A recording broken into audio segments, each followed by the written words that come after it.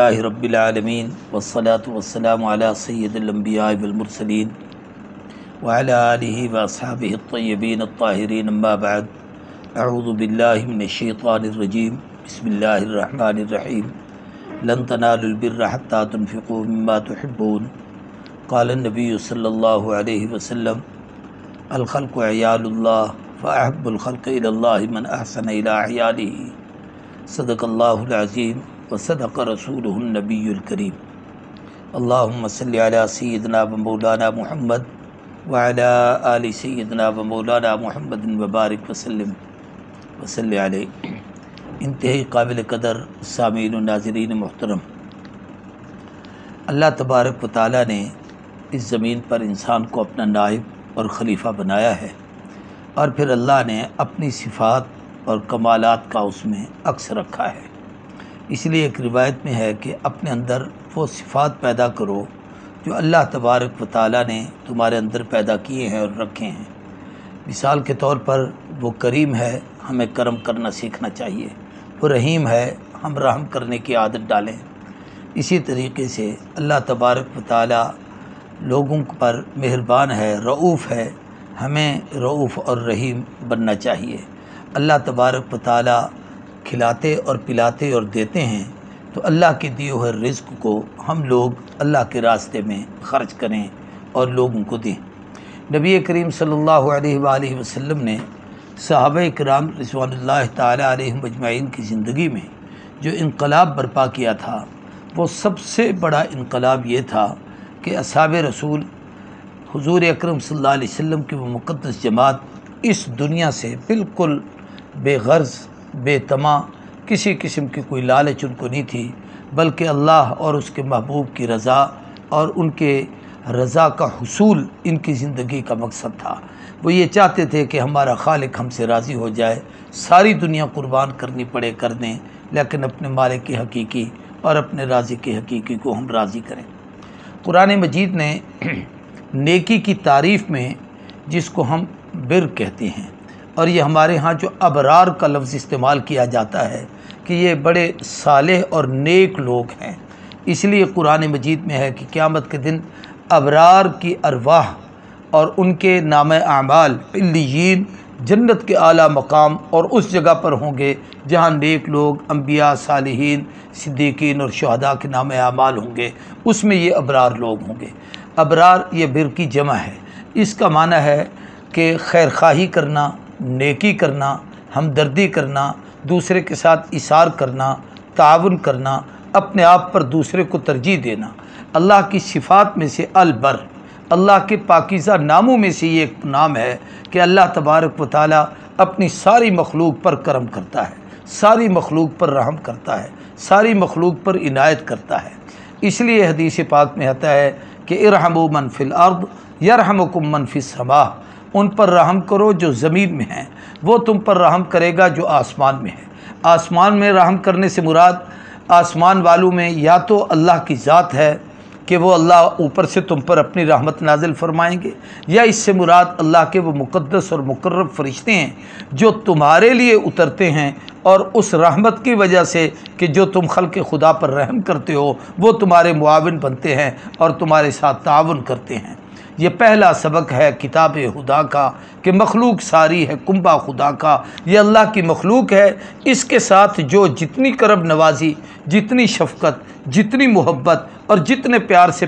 پیش آتا ہے، اللہ اس کے ساتھ اتنی ہی محبت فرماتے ہیں، اتنا ہی پیار کرتے ہیں، اور اتنے ہی پیار سے اللہ اس کے ساتھ پیش آتے ہیں۔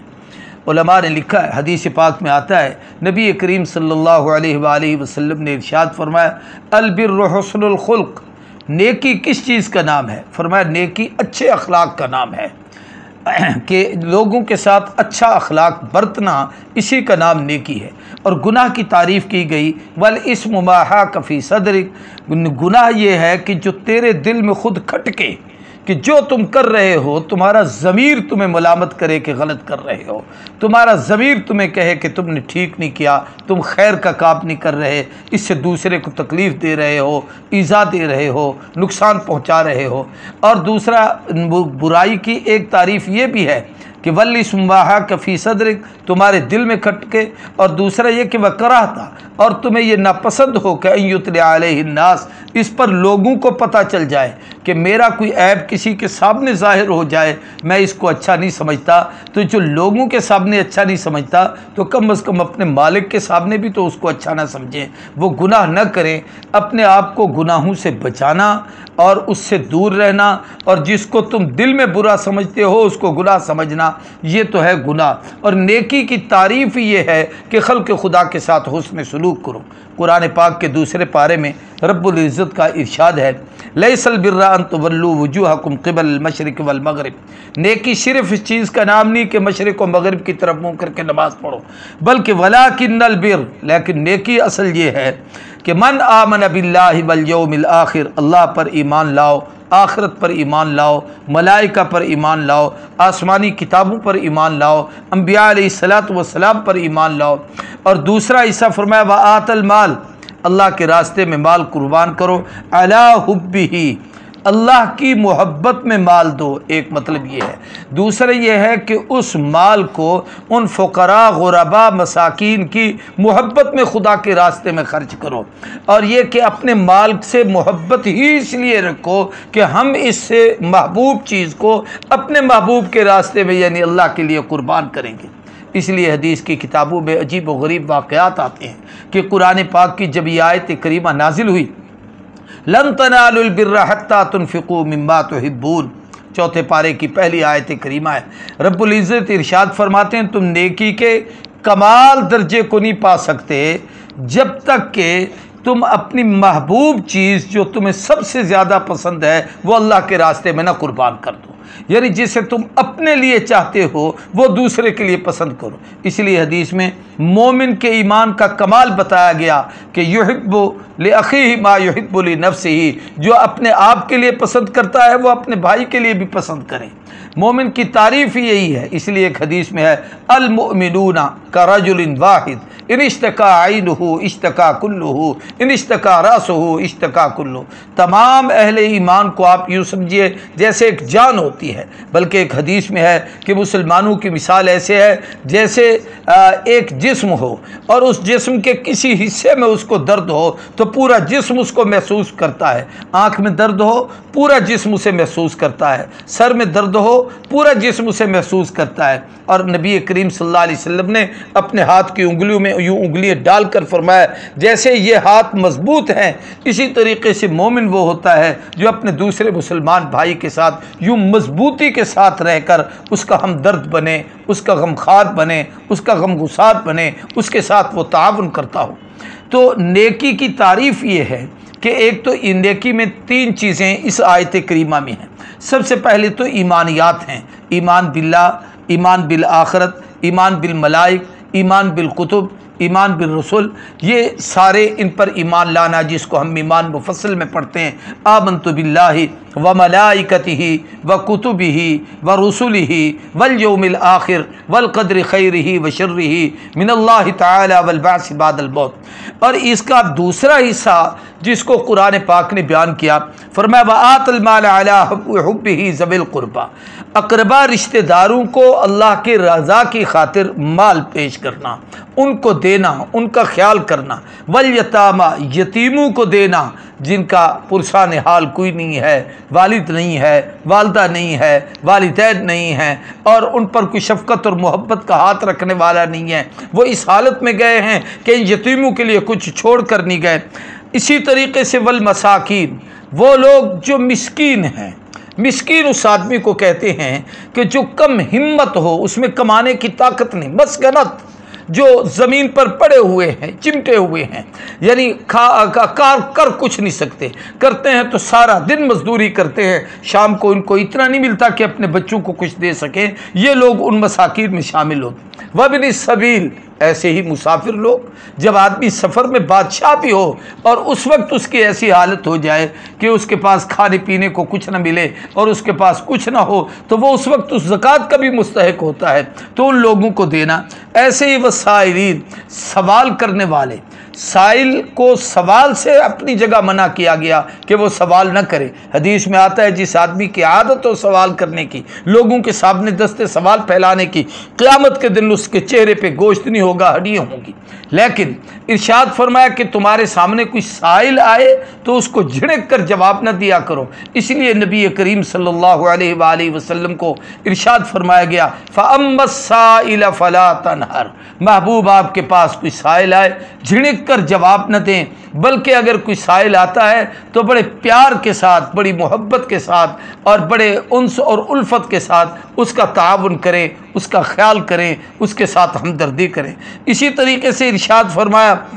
وَفِي الرِّقَابِ، بعض لوگ معذور مجبور ہوتے ہیں، کسی مصیبت میں پھنسے ہوئے ہیں، قید میں پڑے ہوئے ہیں یا غلامی کی زندگی بسر کر رہے ہیں، ان کو آپ نے آزاد کرایا ہے۔ یہ اصل نیکی کے اور بر کے کام ہیں۔ ابرار اور صالحین اور نیک لوگوں کے یہی کام ہوتے ہیں کہ وہ اپنے مال کو اللہ کی رضا کے لیے خرچ کرتے ہیں، رشتہ داروں پر خرچ کرتے ہیں، یتیموں پر خرچ کرتے ہیں، مسکینوں پر خرچ کرتے ہیں، سائلین پر خرچ کرتے ہیں، ضرورت مندوں پر خرچ کرتے ہیں، وہ لوگوں کو آزاد کرانے میں اور مشکلات سے نجات دلانے میں ان کے لیے خرچ کرتے ہیں۔ پھر قرآن پاک نے اس کے بعد پھر نیکی کا ایک اور حصہ بیان کیا جس میں عبادات ہیں، واقام الصلاۃ وآت الزکوٰۃ، نماز ادا کرنا، زکوٰۃ ادا کرنا، ایسی وعدوں کا ایفا کرنا، والموفون بعہدہم اذا عاہدوا، جو وعدہ کرے اس کو پورا کرنا، ایسے والصابرین فی البأساء والضراء،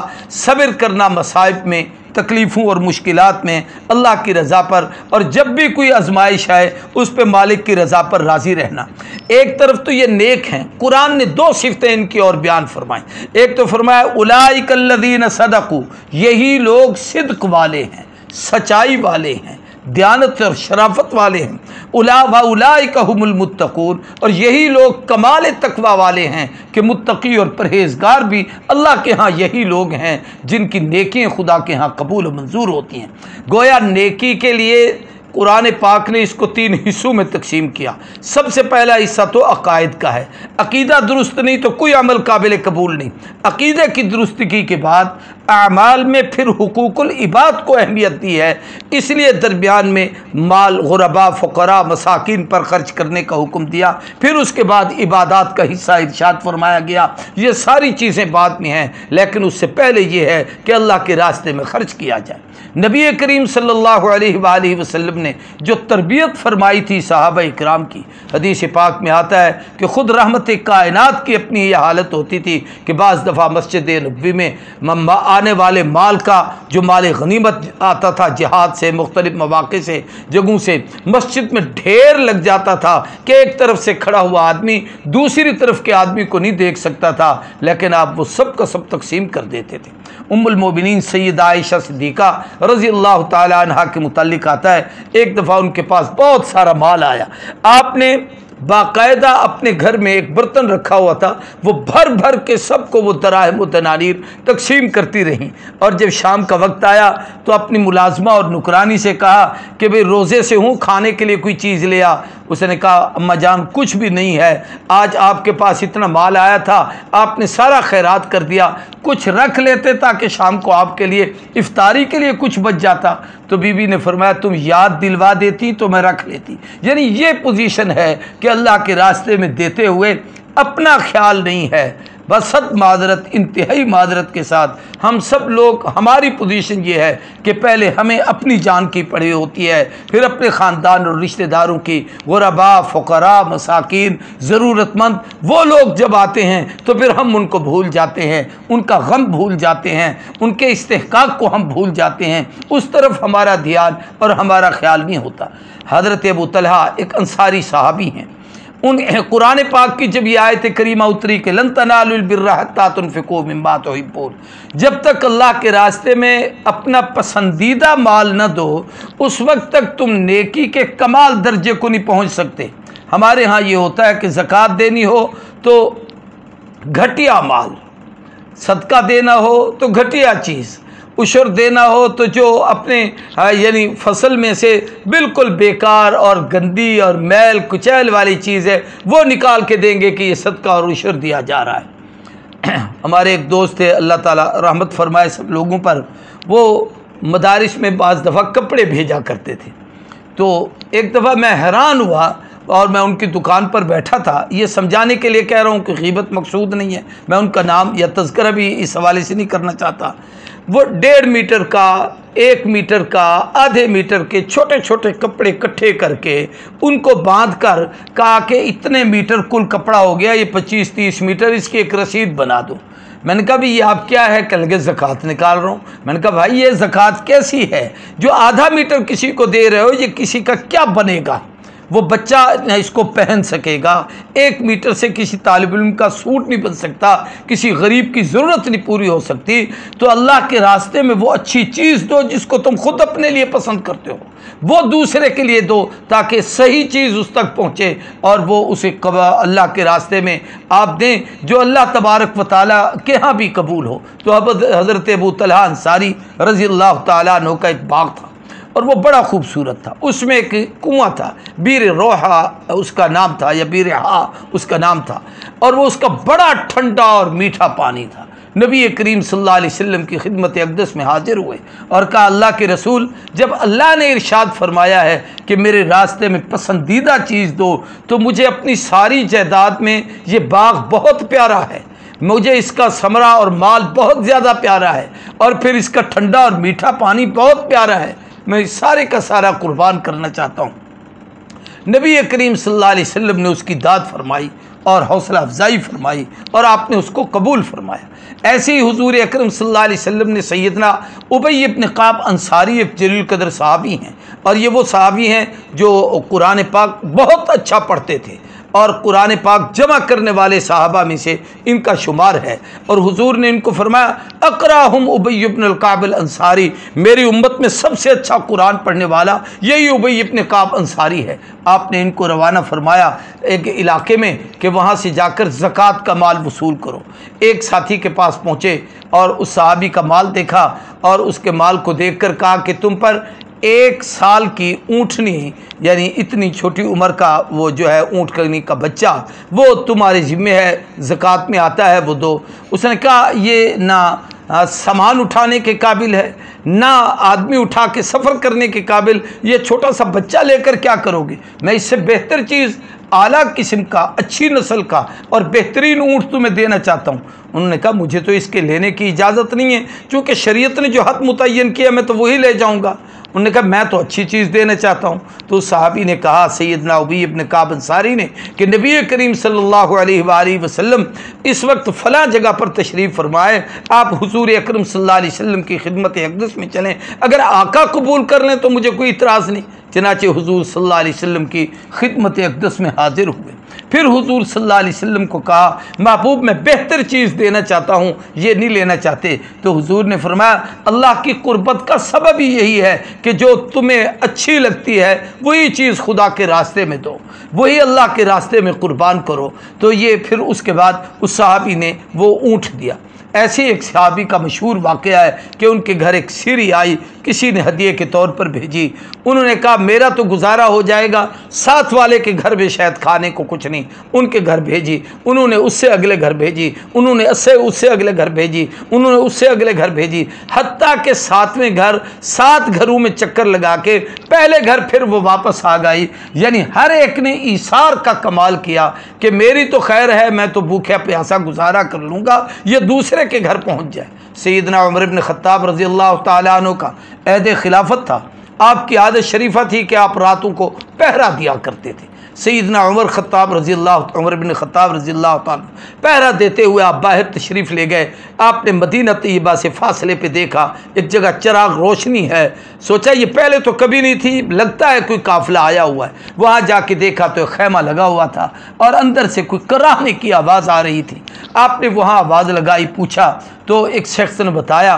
کہ میں ایک سفر میں تھا، میری بیوی میرے ساتھ ہے اور وہ حمل کے ساتھ ہے اور اسے وضع حمل کی تکلیف ہے، اس کی وجہ سے میں پریشان ہوں۔ تو حضرت سیدنا عمر نے اسے نہیں بتایا میں کون ہوں۔ پھر اس کے بعد آپ تشریف لے آئے اپنے گھر اور آ کر سیدہ ام کلثوم جو سیدنا عمر بن خطاب رضی اللہ تعالیٰ عنہ کی اہلیہ تھیں اور حضرت سیدنا علی بن ابی طالب کی صاحبزادی تھی، ان کے ساتھ ان کا نکاح ہوا تھا، اپنی بیوی کو ساتھ لیا اور فرمایا آج تیرے حصے میں ایک بڑی عظیم نیکی ہے کہ خاتون پریشان ہے، اس کی داد رسی اور اس کے لیے سہولت کے لیے تو چل۔ چنانچہ بیوی گئیں اور جا کر اس خاتون کی خدمت کی۔ ادھر باہر سیدنا عمر بن خطاب رضی اللہ تعالی نے آگ جلائی، اس کے اوپر کچھ چیزیں رکھیں اور ان کے لیے کوئی راشن کھانے کی چیز تیار کی، حتیٰ کہ حضرت عمر جب اس کو پھونکا دے رہے تھے تو آپ کی داڑھی مبارک سے اس کا دھواں بھی نکل رہا تھا۔ اور پھر اس کے بعد کچھ دیر کے بعد وہ تکلیف ختم ہو گئی تو اندر سے سیدہ ام کلثوم نے آواز دے کے کہا کہ امیر المومنین اپنے دوست کو خوشخبری دو، اللہ نے ان کو بچہ عطا کیا ہے۔ تو وہ آدمی چونکا کہ یہ تو امیر المومنین حاکم وقت ہیں۔ تو آپ نے فرمایا گھبرانے کی ضرورت نہیں، یہ عمر کی ذمہ داری ہے۔ اور سیدنا عمر فرمایا کرتے تھے کہ اگر دریائے فرات کے کنارے پر کتا بھی پیاسا مر گیا تو قیامت کے دن عمر بن خطاب سے اس کی باز پرس ہوگی۔ اس لیے سیدنا رسول اللہ صلی اللہ علیہ وآلہ وسلم نے یہ وہ تربیت تھی جو صحابہ اکرام کی فرمائی تھی۔ ایک صحابی انصاری مدینے میں کثرت سے روزے رکھتے تھے۔ دوسرے صحابی کو پتہ چلا کہ بھئی ان کے پاس کھانے کو کچھ نہیں، اس لیے روزے پہ روزہ۔ تو انہوں نے اپنی بیوی کو کہا اپنے گھر کچھ ہو نہ ہو ہم تو روزانہ کھاتے ہیں، آج میں اللہ کے نبی کا ایک مہمان لے کے آؤں گا۔ وہ لے آئے اور چراغ کو جلانے کے بہانے بجھا دیا، مہمان کو کھانا کھلا دیا۔ ایسے حضور صلی اللہ علیہ وسلم کے پاس جب مہمان آتے تھے تو آپ کی عادت شریفہ تھی صحابہ میں تقسیم فرماتے تھے۔ ایک صحابی کو آپ نے فرمایا اس مہمان کو اپنے گھر لے جاؤ، وہ لے گئے۔ بیوی نے کہا گھر میں کچھ نہیں، تھوڑے سے ٹکڑے ہیں، میں نے آپ نے بھوکا رہنا ہے، یہ بچوں کو کھلانے ہیں۔ انہوں نے کہا بچوں کو تھپ کے سلا دو، مہمان کھا لے، اللہ کے نبی کے مہمان کو بھوکا نہیں ہونا چاہیے۔ چنانچہ انہوں نے ایسا ہی کیا، رات کو چراغ جلانے کے بہانے بجھا دیا، مہمان کھانا کھاتا رہا۔ صبح اٹھ کر یہ حضور کی خدمت میں بعد میں آئے، جبریل آسمان سے اتر کے پہلے آ گیا اور اس نے آگا کر کہا اللہ فرماتے ہیں یوسرون علی انفسہم ولو کان بہم خصاصہ، محبوب آپ نے کیسی مقدس جماعت تیار کی ہے جو اپنے آپ کو یوں سمجھ لیجئے کہ تکلیف میں ڈالتے ہیں لیکن دوسروں کو اپنے آپ پر ترجیح دیتے ہیں۔ یہ صحابہ کرام کی عملی زندگی تھی۔ اس لیے حضور نے فرمایا الخلق عیال اللہ، ساری مخلوق اللہ کا کنبہ ہے۔ فاحب الخلق الی اللہ من احسن الی عیالہ، اللہ کو وہ سب سے زیادہ محبوب ہے جو اس کی مخلوق کے ساتھ حسن سلوک کرتا ہے، اس کی مخلوق کا خیال کرتا ہے۔ یہی وجہ ہے کہ حدیث پاک میں آتا ہے، مسلم میں بھی ہے، کہ نبی کریم صلی اللہ علیہ وسلم نے ارشاد فرمایا کہ پہلے زمانے میں بنو اسرائیل کی عورتوں میں سے ایک عورت نے ایک بلی کو باندھا تھا اور اسے مارا تھا کہ بلی گھر کا نقصان کر جاتی ہے، جس کی وجہ سے وہ جہنم میں چلی گئی۔ اور ایک بدکارہ عورت، جس عورت کی کیفیت یہ تھی کہ اس کے پاس ایک یعنی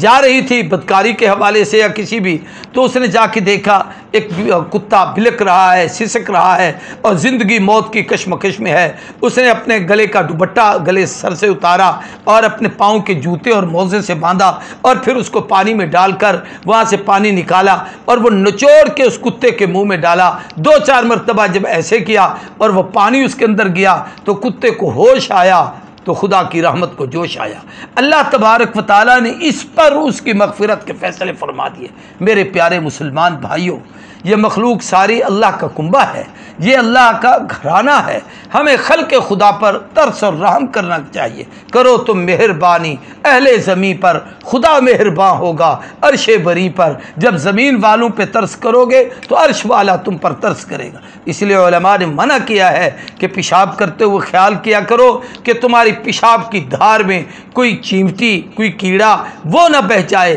اس کا خیال کیا کرو، ایسی جگہ پر پیشاب نہ کیا کرو کہ کسی جانور کو اس سے ایذا ہو، کسی کی بل اور سوراخ میں تم پیشاب کرو اور وہاں اندر کوئی ایسی جانور ہوں جن کو تکلیف ہوتی ہے، تو اللہ کی مخلوق پر ترس کھانا یہ ہم سب کی ذمہ داری ہے۔ آخر میں ایک بات عرض کرتا ہوں، اس وقت ہم مسلمان جس حالات سے گزر رہے ہیں، ایک تو یہ کہ پورے ملک میں اس وقت بارشیں نہیں ہو رہی۔ سب دوستوں سے درخواست ہے جمعۃ المبارک کے موقع پر جمعہ کے خطبوں میں ایک تو یہ ہے کہ دعائیں کریں کہ اللہ تبارک و تعالی رحمت کی بارشیں برسائیں تاکہ لوگوں کی فصلیں اچھی ہوں اور ان کے حالات بہتر ہوں۔ دوسرا، چولستان کا جو ہمارا علاقہ ہے جس کو ہم روہی کہتے ہیں، جو ہمارے اس بارڈر پہ ہے انڈیا کی طرف سے تو قریب لگتا ہے، اور یہ تقریباً بڑے شہروں سے، جیسے ہمارا اس ڈویژن بہاولپور میں آپ بہاولپور لے لیں، یا ایسے احمد پور شرقیہ، لیاقت پور، خانپور، رحیم یار خان، صادق آباد، یہاں سے تقریباً 60-70 کلومیٹر انڈیا کی طرف ساری کے سارا روہی کا علاقہ ہے، اور یہاں کچھ حصے تک تو سڑکیں جاتی ہیں، اب قدرے کچھ سڑکیں اچھی بنی ہیں، ورنہ تمام چکوک وہ ہیں جہاں زمین کا پانی بالکل وہ جو ہے کڑوا ہے اور نہ پینے کے کیا استعمال کے قابل نہیں، جانور نہیں پی سکتے، اور کہیں کہیں اس کا پانی جہاں کہیں نہری ہو اور یا نہریں چلتی ہوں آتی ہوں، اور اب تو کافی عرصے سے نہریں بھی بند ہیں، اور وہ پانی ہو تو پھر وہاں قدرے میٹھا پانی نکلتا ہے۔ تو وہاں پر ان لوگوں کے لیے ہم سارے مسلمانوں کو چاہیے ان کی حوصلہ افزائی کریں، ان کی خدمت کریں، جو دوست جہاں جہاں سے بھی وہاں پہنچ سکتے ہیں پہنچ کر ان کی داد رسی کریں، ان کی حوصلہ افزائی کریں۔ الحمدللہ تحدیث نعمت کے طور پر یہ اظہار تشکر کے لیے اور اللہ کا شکر ادا کرنے کے لیے کہ اللہ نے توفیق بخشی، ہمارے اس مرکز تربیت المبلغین کا شعبہ خدمت خلق ہے، جس کے اندر الحمدللہ تقریباً ہر ایک دن کے بعد ایک ٹرک، دو ٹرک یہاں سے پانی کے جاتے ہیں ان علاقے کے لوگوں کو، غربا کو، ان لوگوں تک پینے کا پانی، پھر ٹینکر لے جاتے ہیں جو ان کے جانوروں کے لیے پانی۔ اب ہم نے وہاں پر الحمدللہ اس وقت تک 15 نلکے اور 3 سولر واٹر پمپ لگ چکے ہیں، جو پانی کا انتظام وہاں ہے، اور وہ پانی آپ حیران ہوں گے کہ کئی 100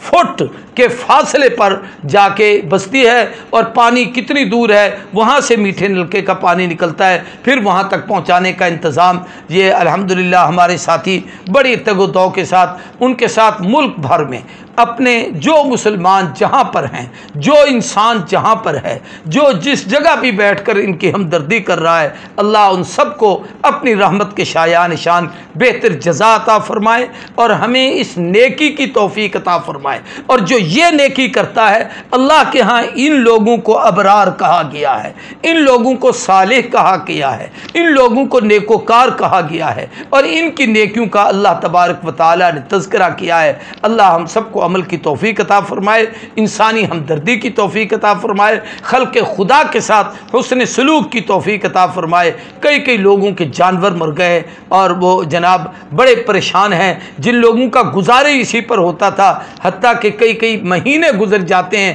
کہ ان کے پاس کپڑے دھونے اور نہانے کا پانی نہیں ہے، اور وہ اس طریقے سے گزارا کرتے ہیں۔ بعض دفعہ تو بچے سڑکوں پر کھڑے ہوتے ہیں کہ بوتلیں لے کر کے ہمیں کوئی تھوڑا سا پینے کو پانی مل جائے۔ اللہ تبارک و تعالی رحمت کی بارش برسائیں، ان تمام کے معاملات آسان فرمائیں، جو لوگ ان کے معاون ہیں اور جو جہاں ہیں، جس شہر میں جہاں پر بھی بیٹھے ہیں، اللہ سب کو اپنی رحمت کے شایع نشان بہتر جزا عطا فرمائے کہ وہ خلق خدا پر رحم کر رہے ہیں۔ اللہ ان سب کو اپنی رحمت کی لپیٹ میں لے۔ اللہ ہمارے وطن کے حالات بہتر فرمائے، دین دنیا آخرت کی ساری بھلائیاں نصیب کریں۔ وآخر دعوانا الحمدللہ رب العالمین۔